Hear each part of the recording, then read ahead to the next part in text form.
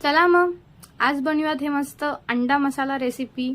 अगदी 10 मिनिटांमध्ये बनणारी मस्त झणझणीत आणि टेस्टी आहे। बघा आता तुम्ही बघू शकता किती छान मस्त इथं मस्त मसाला तयार झालेला आहे। कलर पण काय आले आहा मुआ।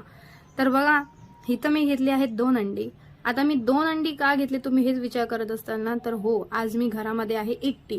तुम्ही म्हणले की काय बनवावं एकटीसाठी, तर मला फ्रीजमध्ये सापडले फक्त हे 2च अंडी सापडले होते आणि सोबत ते आमचं खोबऱ्याचं वाटण, जे आम्ही हर एक कुठल्या ना कुठल्या तरी पदार्थामध्ये वापरत होते।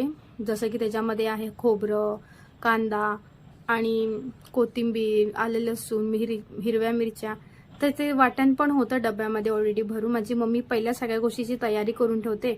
मग काय घेतले चांगले सुके मसाले आणि त्याची मस्त अशी केली तरी तयार। आणि ही झाली इतकी टेस्टी झाली ना की तुम्ही भात पोळी सोबत खाऊ शकता। ह्याचा जो फुल व्हिडिओ आहे ना, मी डिस्क्रिप्शन बॉक्समध्ये लिंक मी टाकलेली आहे, तर तुम्ही नक्कीच पूर्ण व्हिडिओ बघा या रेसिपीचा।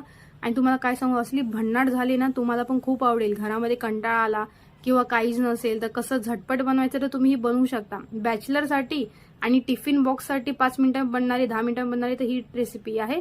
सबस्क्राईब करायला विसरू नका बस।